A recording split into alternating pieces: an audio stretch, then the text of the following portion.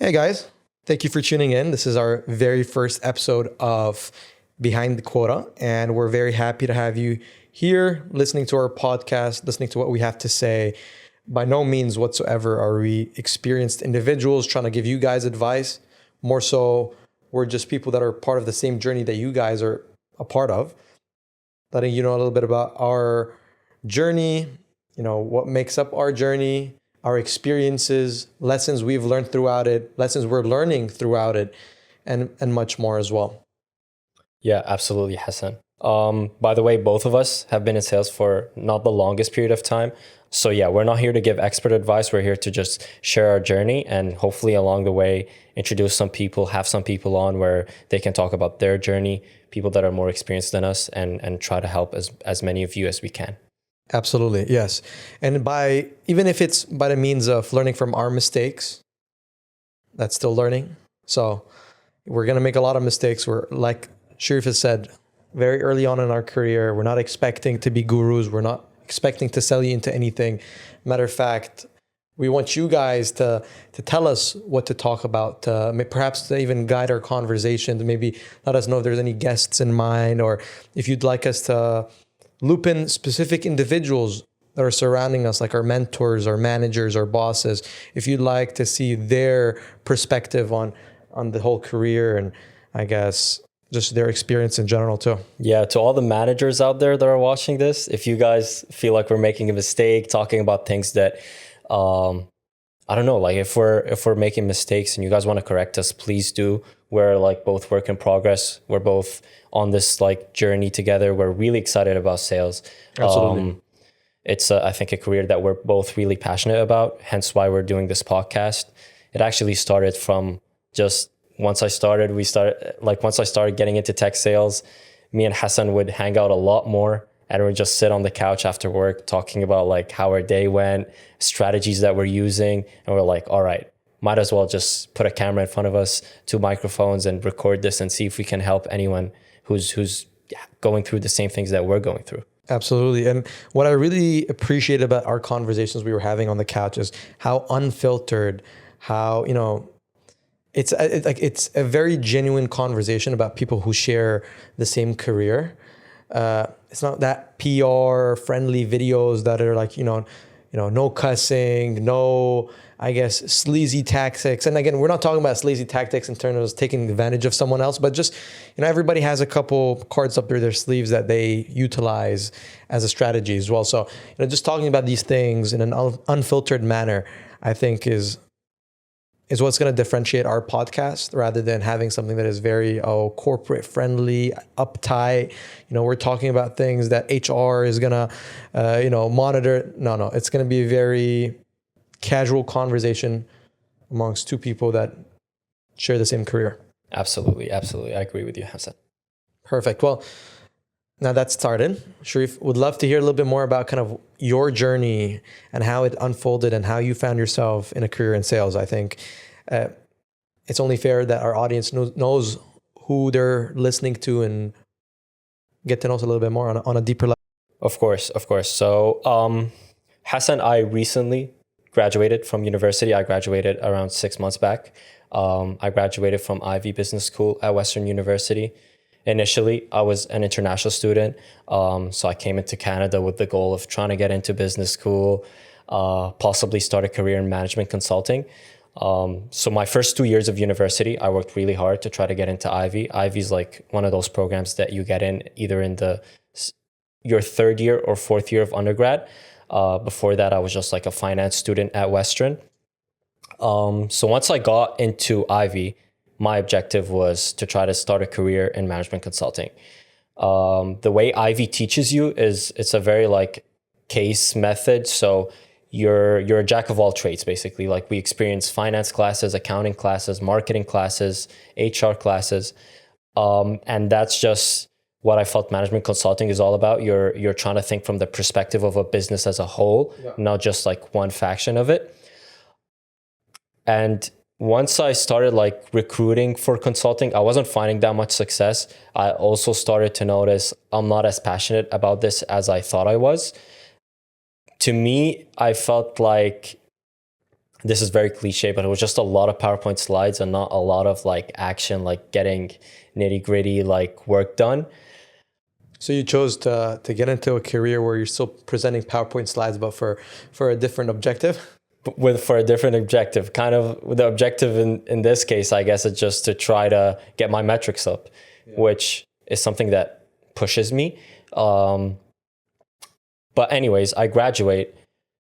I'm not going to lie to you. I probably got into sales out of desperation more than it was out of, all right, I'm going to graduate. I'm going to apply to all these BDR roles and try to break in that way. It was to me, I wasn't finding that much success in getting a job in consulting. So I was like, that's when I started talking to you. Okay. I was going to actually ask you this question because I remember you were not always the biggest fan of breaking into the sales career. I remember initially when I first met you, you were visiting us from London, Ontario, and you'd come and sleep at me and my roommate's couch, who's actually one of his best friends, and that's actually how we've met. He's your current roommate, but he was my old roommate, and whenever you'd visit, I would just be very curious just because you're a current college student or university student at that time. You know, you had the whole world in front of you, and I was just wondering, you know, what is he going to pick, especially being in business? So I always try to educate you a little bit about sales. I felt like sometimes I came across as a little bit pesky, a little bit pushy about just putting you on sales. But I just want to hear from your perspective, how was it when I would always kind of try to bring it up? Honestly, prior to meeting you, I had no idea about what sales was as a job, and I never even thought of it as a career.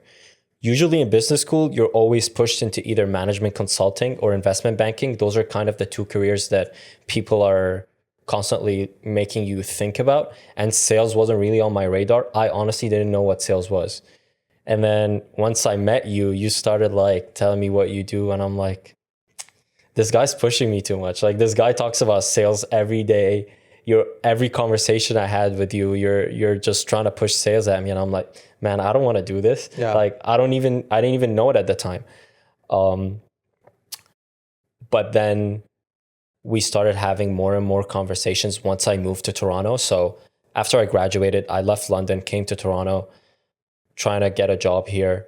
And that's when we started talking more deeply about tech sales. And you started giving me a little bit more emphasis as to what it was about. Because my whole idea of sales was just hearing you from the couch, cold call training, doing meetings. And I'll tell my best friend, who was your roommate at the time, there's no way this guy makes money from this. Like, what the fuck is he on about? Just saying the same script over and over again. Yeah.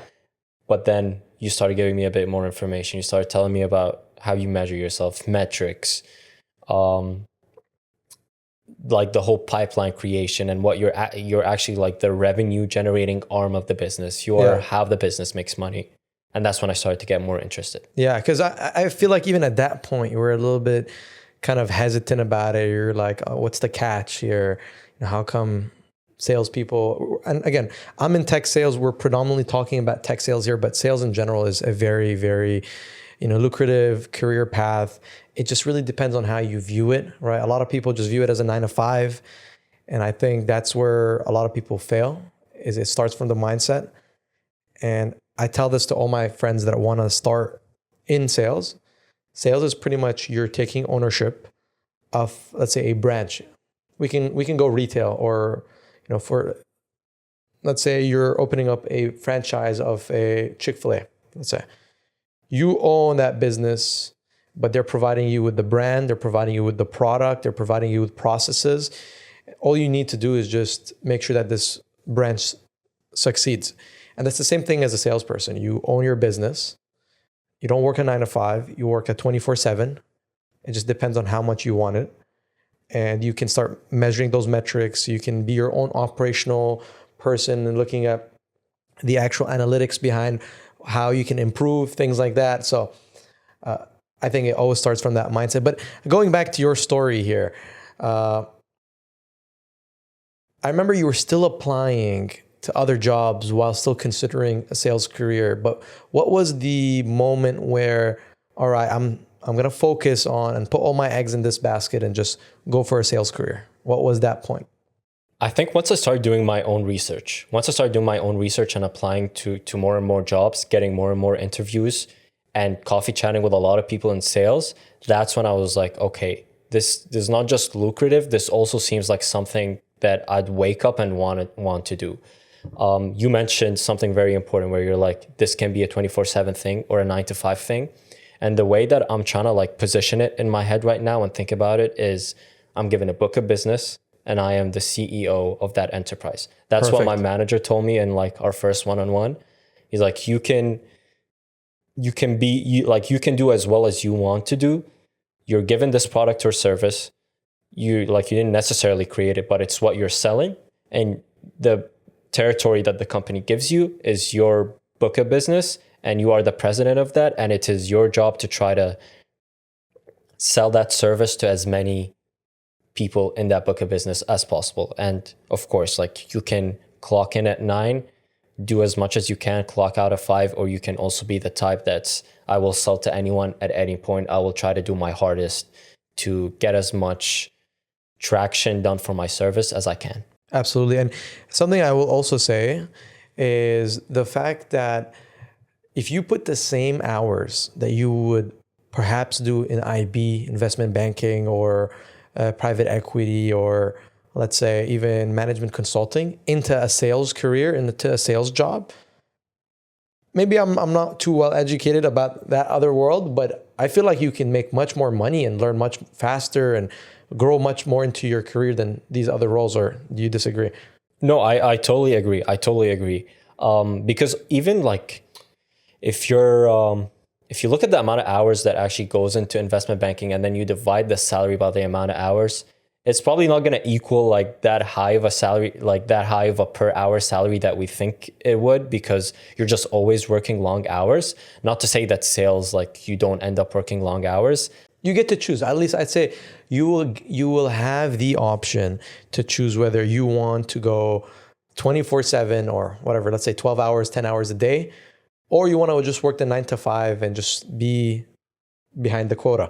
But that's really, it's up to you, right? And it's up to the sensitivity of your organization. Do they not mind having 60%, 70% reps still in the organization, or they want everybody above quota at all times? It just really depends on how competitive your organization is. But yeah, I think honestly, they're both very, very lucrative career. The reason I would say that sales could be more lucrative is just because you are, again, like you are the president of that book of business and you are the CEO of your own operation, let's say. And you can just, you can make as much money as you kind of want to. Absolutely. And so again, going back to your journey, I know we're taking many tangents there, just kind of learning a little bit more and branching a bit more into your story. But then you started doing your interviews. Is that now when you said, okay, you've done your research, you've had your coffee chats, you're getting a couple interviews. Is that now when you've fully, spearheaded the whole sales career thing? And how was your first interview? How was your first week, 2 weeks into the role? And what did you think about it? So I'd say 2 months after graduation, that's when I was like, okay, head on tech sales. I had spoken to other people, and I was like, okay, this seems cool. By the way, I also like, outside of sales, I'm someone who does like martial arts, and athletics is just a big part of my life.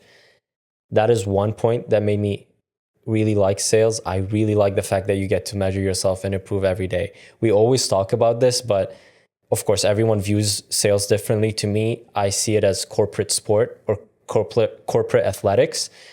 Because of the nature of it, you get to work as hard as you can, and you're always competing with other people, not necessarily trying to just do better than them, but you're always competing with yourself. There's always a sense of competition in sales, regardless, because you're working alongside other peers who might also be hitting their number, that might be doing the work needed. And if there's a promotion coming up, you're pushed to work hard. You're pushed to, if we're in the same company, I'm seeing your numbers doing well. I just want to do well, because that's the competitive spirit that I grew out around in jiu-jitsu and in wrestling. Yeah. You're always trying to be better than the next person next to you, not out of animosity or hatred, but just out of sheer competition. You know? Absolutely. And if you notice, most of the salespeople that are successful in a career in sales are going to be your athletes, your, people who have developed that brain muscle for competitiveness, for discipline, and just constantly seeking the next rep to get better, to get more done than the other person, right? So it's a very common theme.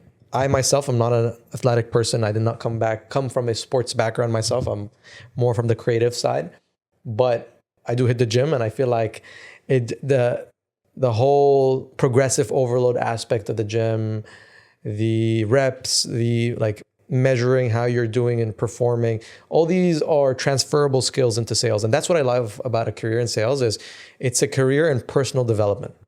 And if you've already embarked on that journey elsewhere, a lot of that is very, very transferable. And that's what I appreciate about it. Okay, so let me continue. So I started applying to jobs. I got to like late stage interviews a lot, but to give a bit more context to people, I was not very good at interviewing early on. I didn't really know what the right questions to ask. I didn't really know.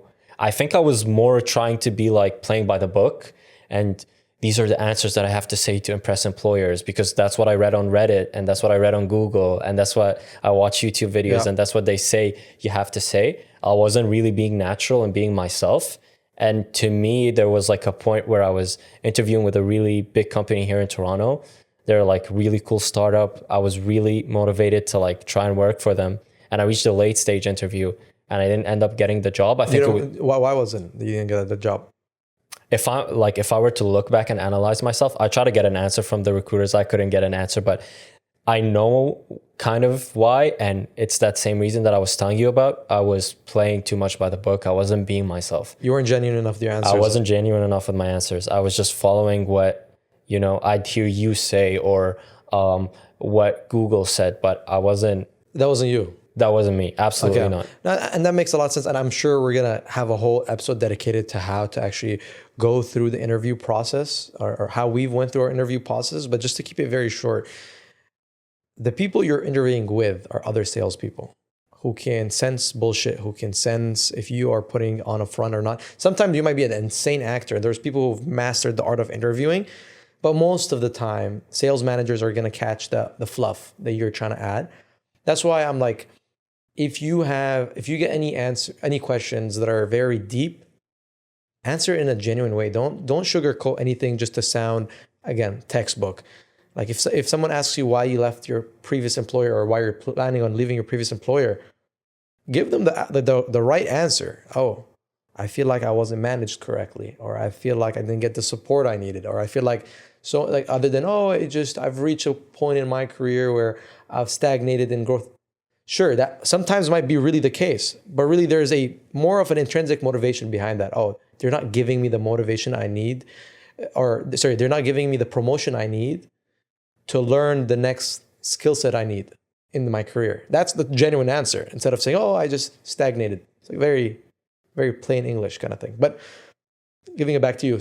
And that's one thing that the manager told me. So the hiring manager in that company, while we're in the interview, he didn't even like explicitly say if I'm going to get accepted or rejected, but he's like, okay, first of all, they gave me like a case interview that I had to do, which they were really impressed with what I did. And the manager was like, I can sense a lot of intelligence from you. Like you seem like a really smart guy, but I can't really get a sense of your emotional intelligence. I don't know how smart you are socially. And that's when I was like, okay, oh shit, like I gotta start being myself more. I can't, like you said, I can't fluff around. If I was fluffing around too much, and that's when I'm like, okay, another reason why I started liking sales is that there was no fluff. Okay, now I can get to be myself. I'm free. And after those couple rejections, my mentality was like, fuck it. Like I'm going to go into the interview and try to be myself as much as I can and be honest with why I like sales and be honest with why I'm interested in this career. And also be honest with how naive I am. Like, I didn't know that much, and it's okay to not know that much when you're interviewing. I feel like you just need to show people that you have some sort of passion and why that passion exists, and that also you're a hard worker and you're someone who's willing to learn. I feel like those are the three most important things when it comes to interviewing, especially early on for like BDR roles. If you don't have any sales experience prior, or you're just a recent graduate, they're not expecting you to know anything. Like you can't possibly know anything until you're on the job, but they want to see that passion. They want to see that authenticity, and they want to see that you can be a hard worker and you are someone that can learn. Absolutely. And especially as a SDR or a BDR that is trying to break in, into a sales career, you don't even need a degree. You need to bring yourself and have a good story as to why you want to break into this career. You need to show a couple characteristics about how, you really want this. You're hungry, you're coachable, you're not arrogant. That's, as soon as he hits the number one spot on the team, he's going to forget he even has a manager and things like that. Like they want to just see the compatibility of you in that specific culture, which is something that a lot of people forget to ask about in an interview process. Tell me a little bit about your team culture and what you fostered for however many people work under you or report to you. What is it like? Are they sporty people? Are they people who just get the job done and leave? Or, do you guys go out for drinks? Like, well, what do you do, Are you creative? Like, how creative are you guys? How much creative freedom am I going to get as a BDR in this role? Exactly. Are you just going to tell me, do this, do that because it works company-wide? Or are you going to give me that 40% where Sherif or Hassan, go do what you guys want to do, or go get creative? Yeah. Those are all important questions you should ask, because if your manager is basically your coach kind of in a sports environment, and you want to be coached by someone who's good, especially early on in your career. If you're not being coached by the right people and you're writing your own story in your sales book, and you want that story to be written by a very, very good author. If it's someone who hasn't had good experience before, or someone who's gonna not match your vibe in terms of coaching, then that company or that opportunity at the time, no matter how big of a company it is, might not be for you. 100%. And a lot of people, they come into those interviews with a mentality of, I need this job. I want this job. I have to get this job. Rather than a very abundant mentality where it's like, you know what? I'm also interviewing whoever is interviewing me too. I'm not set on this job. Perhaps I don't even want to take it. You have to sell me this job. And like you'll notice sometimes sales managers are trying to pitch you the role on their team, pitch you themselves, pitch you the company. And that's for a reason. And people forget that. People think, oh, I'm being assessed and evaluated and that's it. No, you're evaluating them too. And once you put yourself in that mindset, in that mentality, your nerves relax. You'll be much more sharp because it's like, all right, I'm paying attention to what he's saying as well, not thinking about what I need to say. And overall, it'll be a better experience. Like an abundant mentality is one of the best you can have in sales in general, even after getting the job, because you're meeting with somebody and you have scarcity in your pipeline, you have nothing in your pipeline. You're going to come across as very desperate. You might even scare them away or just be too pushy versus, oh, I have a very stacked pipeline. I don't care if we're a fit or not. I'll help you out if we are. But if not, then I'm not going to push anything in place that isn't supposed to be there. And you need to carry this mindset. There's a lot of things that sales is all about mindset, and it's all about convincing yourself to think like that, but then also continuing to think like that after you've convinced yourself. And then everything is going to follow. And I think, honestly, Hassan, I also want to get your opinion on this. I feel it comes from the perspective that there are so many people applying to this job. So I got to be the best one. I got to look like I'm the best. I got to have, I got to impress them on my cold call practice and things like that. But have that abundant mindset where, sales is a career where there are so many roles. There are so many roles, so many companies. Every company has to have a sales team of some sort. So there are so many opportunities. In comparison to like management consulting and investment banking, there are only there's still a good amount of companies, but nowhere near as much as sales teams. So I was coming from that perspective of there are so many people applying to this role and they're only going to take 3 in this company. And there's only around 10 companies that I could potentially work for. But sales is completely different. There are so many companies, So many opportunities. so many good opportunities, so many good opportunities with good salaries. I'm sure people are, impressed by the salaries in sales.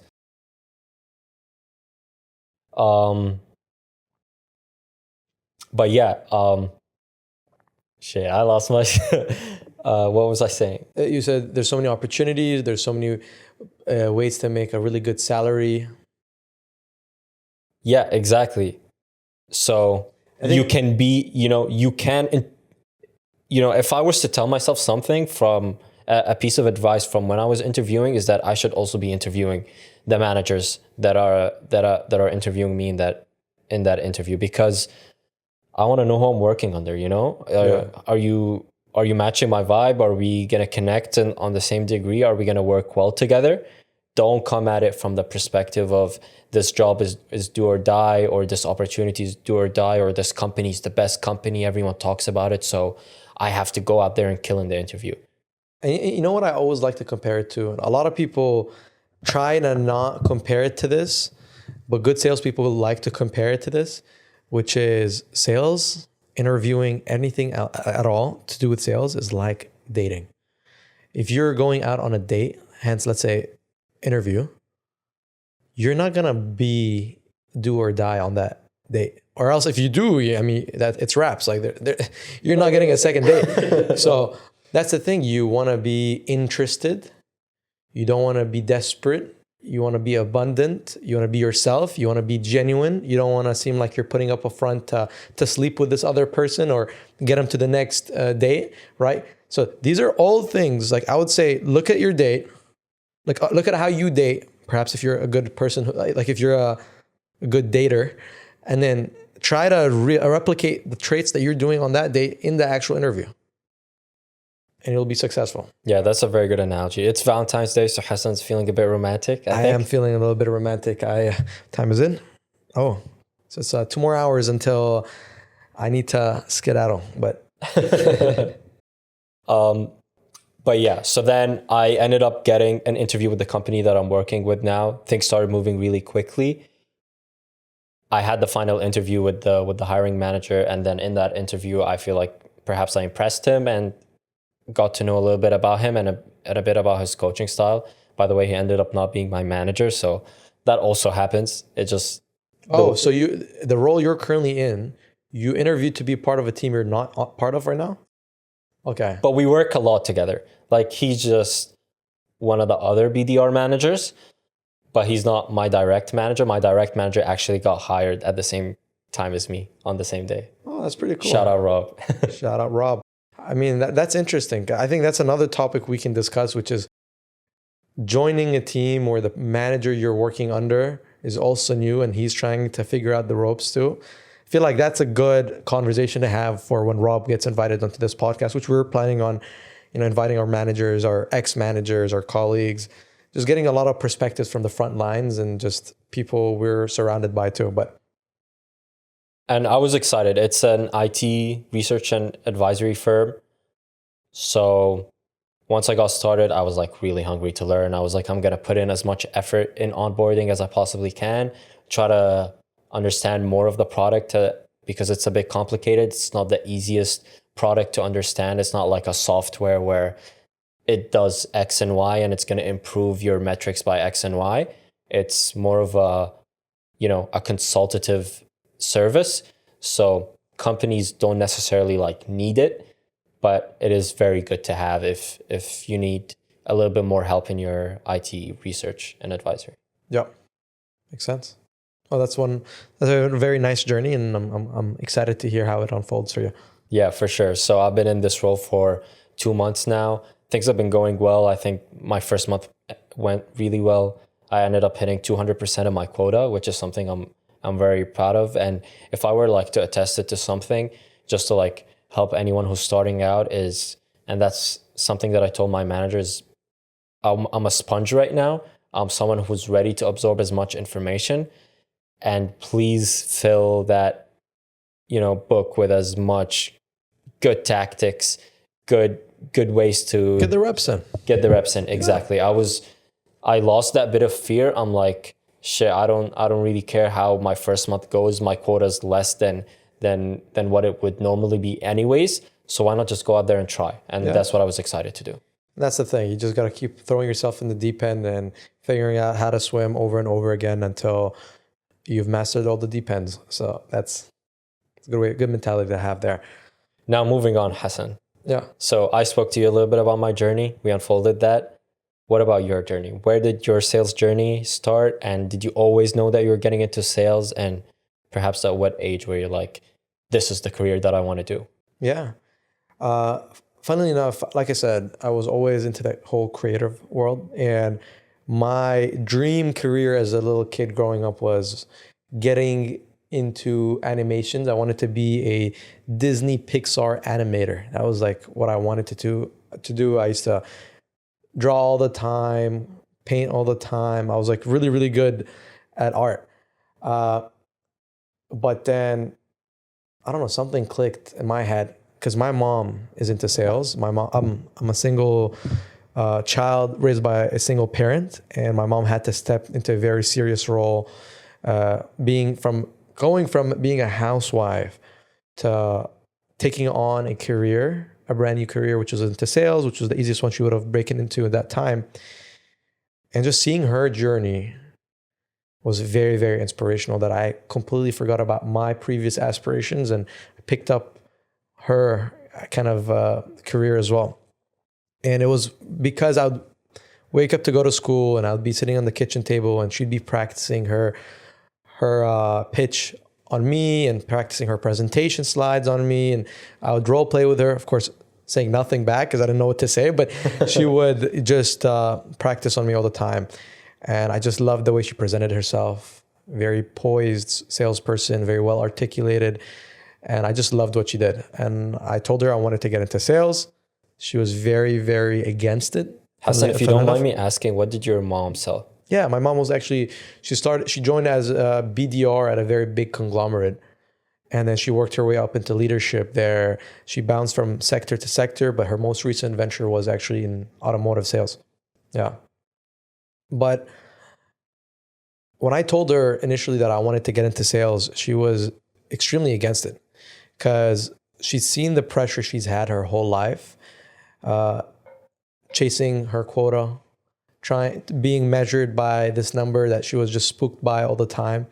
And it was scary a little bit more for her because this was the only way she would be able to put food on the table for her son and for us, right? So she had a lot more external pressure to meet her quota rather than just from a job perspective. So she didn't want that to be my new reality, which is not. It just really comes from the mindset. But finally was able to convince her. And I actually convinced her midway through my university journey because I was actually 2 years into my computer science degree when I realized I do not love this. And then I was like, all right, what do I love? I've always loved how my mom did things, her job. So I want to break into sales. And that's exactly what I did. I dropped my major, did business economics at UC San Diego. And that's when I put my mind into getting into sales. So was that transition for you? You were like, I don't want to do computer science anymore. Fuck STEM. I'm going to get into business and sales is going to be the career that I want to land a job in. Exactly. And I would even pick up things that are sales related as like part-time jobs just to get a feel for it before I actually went to the deep end. I remember my first sales job was a part-time suit salesperson. So bespoke suiting. So I would sell bespoke suits to very high-end clientele that had money to buy very expensive suits. And not only did I sell it, but I was the stylist too. So I would actually have to take the measurements and things like that. And that's when I realized I love this. This is truly what I want to do. I'm good at it because my colleagues were individuals who had over decades of experience doing bespoke suiting and selling to that. And I was still beating their numbers consistently. And then that's when I realized it's not really just about product knowledge or being the best expert at the product you're selling. You have to actually articulate it in a proper way, ask the questions that lead that person. So for example, when a customer walks into the showroom, I can ask them, all right, well, what are you here for? What occasion? What do you want to get a suit for? What's the climate? What are the colors? What is the vibe you're trying to portray? Like lead them with the discovery to saying, all right, then based on the questions I've just asked, based on my diagnosis of what you want to get, this is the best suit for you. And where did you learn this? Because that's a very interesting observation to have at such a young age and at your first sales job. Were you like reading books, listening to podcasts, watching videos, or was it something you learned just from practice? Yeah. So my very first, I guess, intentions when I wanted to get into sales, I wanted to get into real estate sales. Okay. I wanted to truly own my book of business, truly own my brand. In the fullest term, basically just a commission only job. But so I would pick up a lot of books. I did courses online. I was just so excited to get into it because you don't really get sales classes in university. So I would just do whatever I can outside that to learn. And I would say that's when I first picked up a sales book and took that seriously. The first book I've ever read about sales was Ninja Selling. And it's about real estate sales. There's a lot of transferable skill sets as always in sales, but it's discovery. It's always going to be the number one thing that any sales book will preach is ask the right questions to frame the thing you're trying to sell, to bring them towards it through their own realization. And I would get those early reps in during the retail days where I'm trying to sell them a specific suit or upsell them into a higher end fabric or things like that. Or like this fabric is much more breathable for the destination you're going to be wearing this suit for. So highly recommend that versus this half price fabric instead. So yeah. So you liked sales from this job. You were like, okay, I want to keep doing this. Probably the most fun I've had doing sales. Why? It's just more friendly doing B2C sales with clientele who have money to spend. There were specific factors that made it a fun job.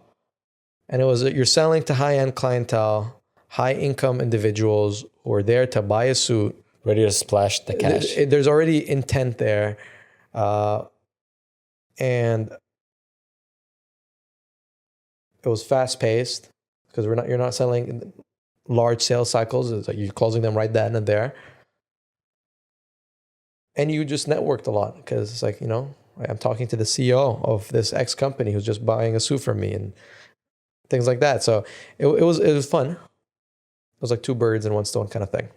And afterwards, what did you end up doing? Did you stay in retail sales? No, that's when I decided to kind of leverage my mom's network and break into tech sales. So I did that initially, broke in as an SDR, moved around a lot. I was actually doing remote sales all the way from California selling to EMEA. So the time zone difference was quite hectic for me. And that's when I realized, I can't do this anymore. So I quit that job and I realized, all right, I want to get into selling to the North American market. I also wanted to change my environment. I was always living in San Diego after the graduation, after I finished university, and felt like I was just a university student, living the mindset of a university student because of my environment.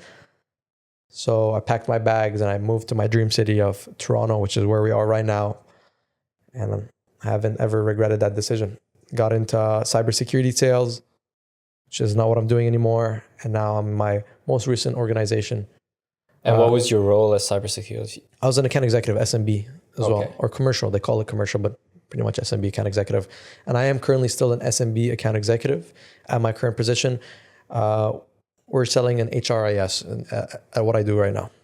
And did you come to Toronto with that job lined up, or did you come to Toronto? I'm like, shit, I got to find a job in tech sales. It was kind of a hybrid, I would say, because I already had my flight booked. I had everything planned and I was trying to find a job as soon as possible so that when I touch down here, everything's already settled. So I took my first job out of desperation, to be honest with you. And I came to realize, and I learned a lot from the mistakes of how I chose the job, but also red flags on the way that I should have taken care of more.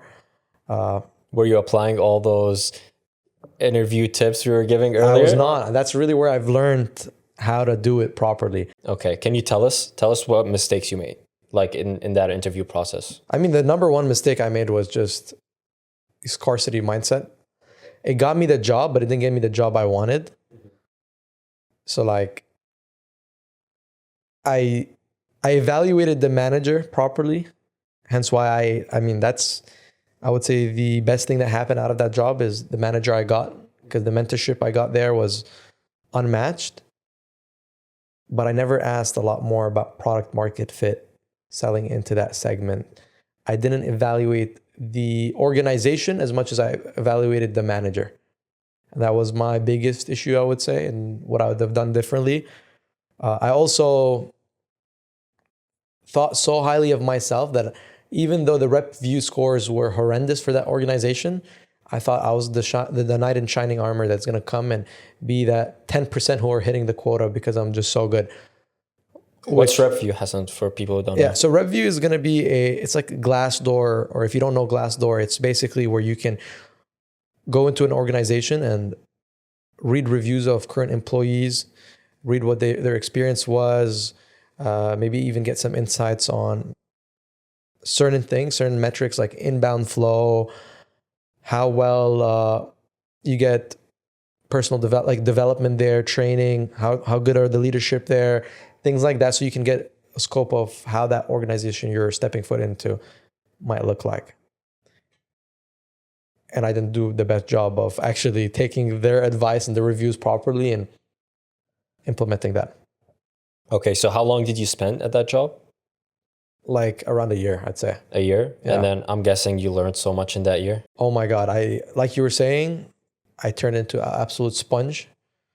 I would work 7 days a week. I'd go to the cafe afterwards and I would, put in some more work. That way there's a specific cafe that I'm not going to name drop, but I would go to all the time during the weekend and get some work done to the point where I can't go there anymore. Why? I'm genuinely just traumatized by the amount of hours I spent there. Like, I would go into that cafe and I'm dapping up all the workers there because I'm just a regular. Like, I was asked one time, "Oh, I'm curious, what work are you doing right now?" "Oh, I'm just doing some work for my job." And they looked at me like, "Are you serious? Like, don't set the standard. Don't make them feel like this is your new baseline of the amount of work you get done." I'm like, we're obviously in two different careers. Because we want to make it clear to people who are watching, like, you weren't pressured to put in that much hours. I wasn't. You wanted to work hard and you wanted to learn. I wanted to learn. And not only did I want to learn, I felt like a little bit of an imposter syndrome too, just having not sold into the North American market yet in the tech sales, in that hub, in that industry. I felt like there was a lot that I had to learn fast and recompensate with more reps, more hours, more practice, I say. And then so a year had passed in that company. At what stage were you like, all right, I need to start looking for a different job? That's a good question. I would say I saw the signs early on, and I feel like I learned as much as I could learn given the cards I've been dealt. Being on a team of nearly 12 other members on my team, and my manager was spread extremely thin to the point where I never really got the coaching at the level I wanted to. He coached me really well when I first started, but then afterwards there's new hires that he needs to, devote more time to, plus other current reps or closing deals that he needs to help. So I just wasn't getting as much as I wanted to.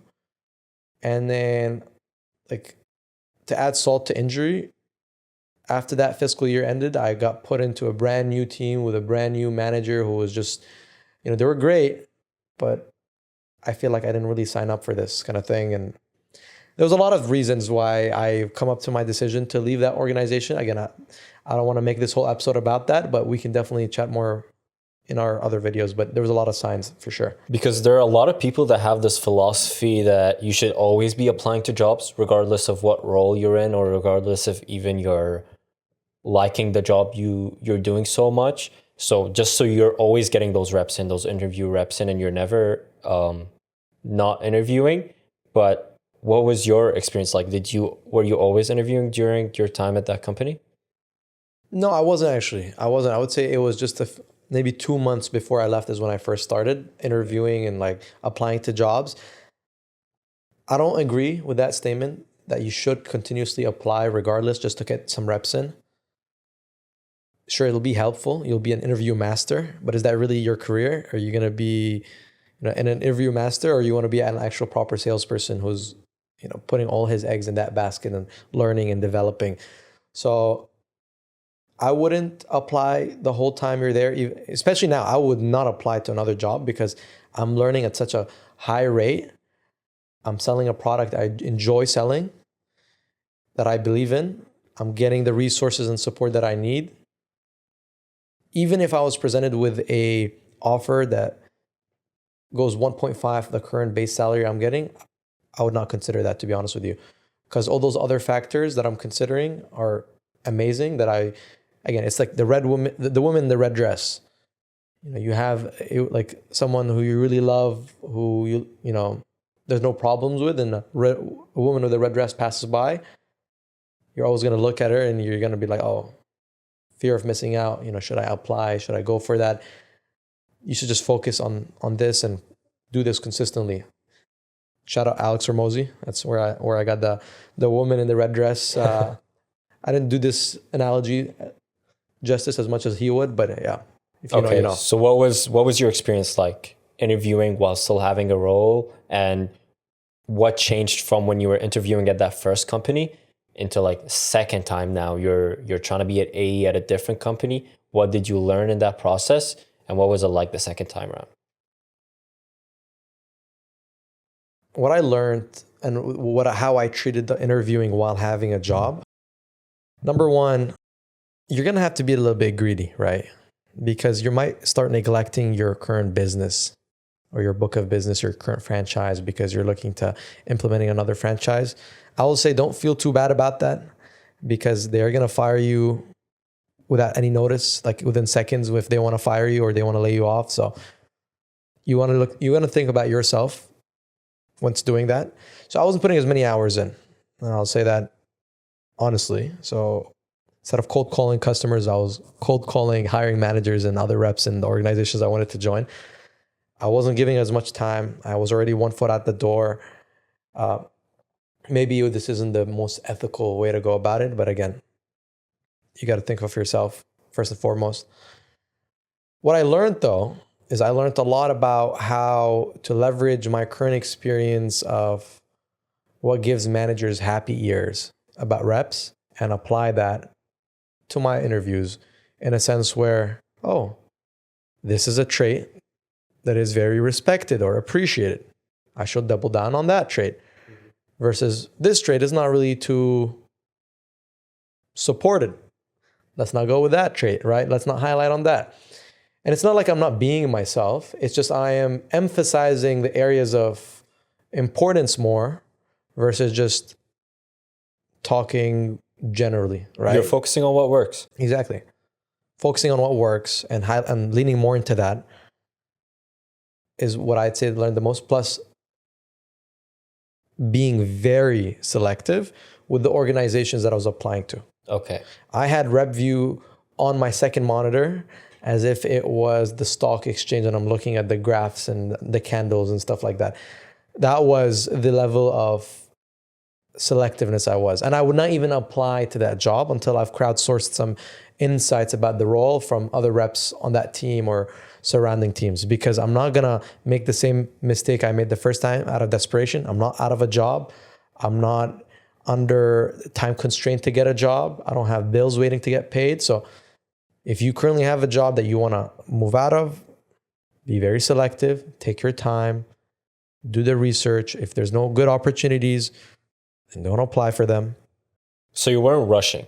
I was not, no. You were like, I'm going to look at the companies that I want to work for, shortlist them, work towards trying to break into them, building connections with them. And that's how you started getting those interviews with employers that you want to work for. Yep, exactly that. Be much more strategic and calculated, I'd say. if you're applying for an SDR job, which is an entry level job, your resume isn't really going to carry you because there's not really much on it. But what will carry you and what will speak louder than words is your actions. So that's when picking up the phone and cold calling the hiring manager is going to set you so much apart than any other candidate that's just merely applying or getting referred in. So that's the best way to go about it, I would say. Be strategic, be calculated, and lead with action. And what's it like right now at the job that you're working for? I love it. I've been dealt perfect hand. And again, I don't want to make this the focus of this episode, but there's so many green flags to look for in an organization, and I feel like mine really ticks all of that. And there's so many red flags you want to hear and look for in a conversation, and do that. And most of, I feel, other podcasts out there, they're sales related, or other content out there, it's much more focused on, all right, sales leaders having those videos being made, or sales leaders having those podcasts, those guru individuals, versus having the insights from a front line of people who've just done it, who've just broken in, who've gotten those initial reps in that perhaps you're not too far behind from. I'd say take our advice here. Yeah, and that's why you should listen to Behind the Quota. Yeah, well, I think today's conversation has been an absolute success.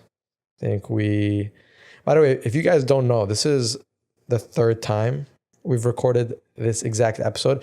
It's not rehearsed, so don't worry. We didn't remember all of this on purpose, but the first time we did a whole episode, and then we find out we were muted. And I rage quit. And he absolutely rage quit. And then the second time we filmed this episode, there were so many wrong things. Like, I had the mic covering my face the whole time. That's why you see me fidgeting with the mic this whole episode. And his audio quality, he was like either whispering into the mic or just screaming straight into it and fidgeting all the time. So this is our, hopefully, final take for this episode. We've learned everything we needed. We've got those initial reps in, as we always preach, and hopefully this is a success. Yeah, hopefully you guys enjoyed it too. We try to be as transparent as possible. We didn't, like, Hassan put a lot of emphasis on us not having like a script or something to write about. And also this third time, like, hearing it, I feel like I asked you so many different questions, and I learned a lot more about your journey and how you especially like went from that first AE role to that second AE role that I'm probably going to take your advice from. So I hope you guys enjoyed it and learned something new today. Yeah. Thank you so much for tuning in, guys. See ya. Bye-bye.